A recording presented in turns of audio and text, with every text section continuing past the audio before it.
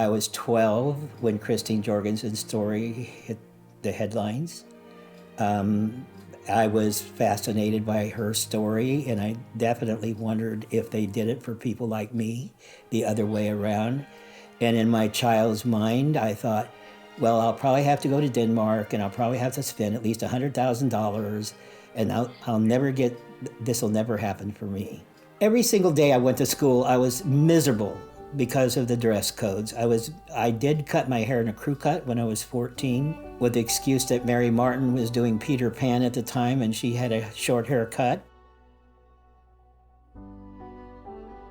Toward the end of high school, I can feel it even now, I was called in on multiple occasions by school counselors, by my physical education teachers, and a couple of other teachers, and even the vice principal called in and, let's say, counseled about my appearance. I endured a lot of that.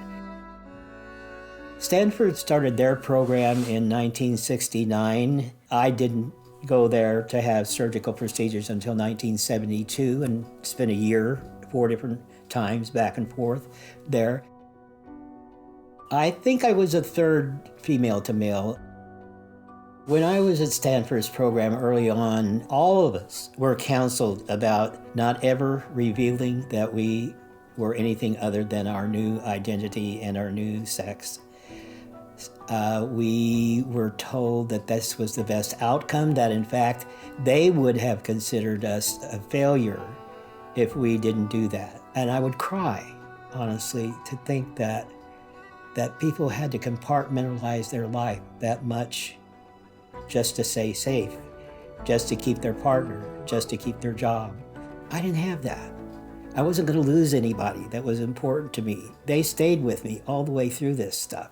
The ones who didn't stay were good riddance as far as I was concerned.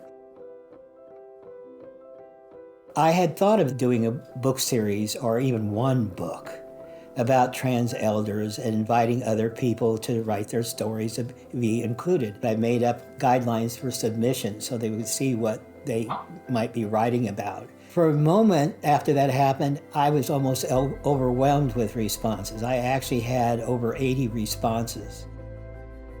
TRANScestors first volume came out in middle of 2020. The second volume came out on December 15th. I think every person on earth has at least one story, and is important to tell.